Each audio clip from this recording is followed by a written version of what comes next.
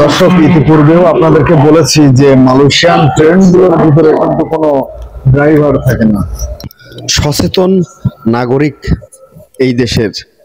আর এটার কারণ হচ্ছে আপনারা দেখতে পাবেন যে এই ট্রেনের ভিতরে অনেকগুলো সিট খালি পড়ে থাকলেও তারা কিন্তু সেই খালি সিটগুলো দখল করবে না। শুধু দর্শক মন্ডলী দেখতে পাচ্ছেন যে আমি একদম ট্রেনের যে ড্রাইভার কেবিন, সেই কেবিনে অবস্থান করছি। আর এখানে কিন্তু কোনো ড্রাইভার নাই। সো মালয়েশিয়ার ট্রেন গুলোতে কিন্তু উইদাউট ড্রাইভার। আসলে এদের পরিষ্কার পরিচ্ছন্নতা দেখলে আপনিও হতবাক হয়ে যাবেন যে ট্রেন গুলো কতটা পরিষ্কার পরিচ্ছন্ন। এবং ট্রেন এখন রান করতে শুরু করেছে। বন্ধুরা দেখতে পাচ্ছেন ট্রেন কিন্তু এখন রানের।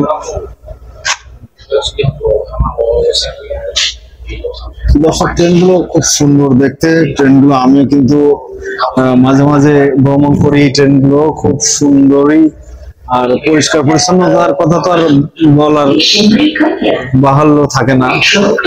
প্রচন্ড পরিষ্কার পরিচ্ছন্নতা।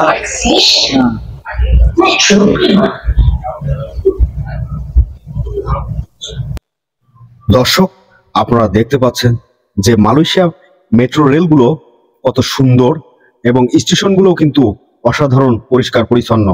এবং ভিতরে যে যাত্রীগুলোকে দেখছেন, দেখুন তো তারা কত শান্ত শিষ্ট ভদ্র এবং কতটা নম্রতা তাদের মধ্যে, সেটা আপনারা আমার এই ভিডিওর মাধ্যমে দেখতে পাচ্ছেন। দর্শক, এটা যদি আমার দেশ, আমার বাংলাদেশ হতো, তাহলে হয়তোবা এক মাসও এই ট্রেনটার সুস্থ হাল থাকতো না, তাকে অসুস্থ করে ফেলতো। এবং এই ট্রেনটা যে কোথা থেকে কোথায় যাচ্ছে, এই যে সামনে দরজার উপরে একটা স্ক্রিন দেখতে পাচ্ছেন, এই স্ক্রিনে কিন্তু সুস্পষ্টভাবে দেখিয়ে দেওয়া হচ্ছে। এবং স্টেশনে পৌঁছানোর পূর্বে কিন্তু তারা অ্যানাউন্স করে দিচ্ছে যে আপনি কিছুক্ষণের মধ্যে অমুক স্টেশনে পৌঁছে যাবেন। এবং পৌঁছানোর পরে লেফট সাইডের দরজা খুলবে নাকি রাইট সাইডের, সেটাও কিন্তু ওখানে দেখিয়ে দেবে।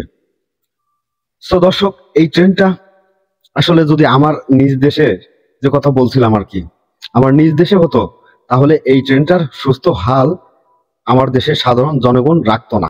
তার একমাত্র কারণ হলো আমাদের দেশের সাধারণ জনগণ কিন্তু সচেতন না।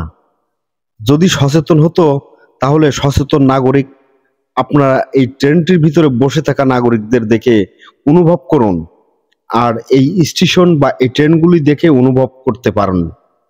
সো দর্শক, আজকের মতো এই পর্যন্ত।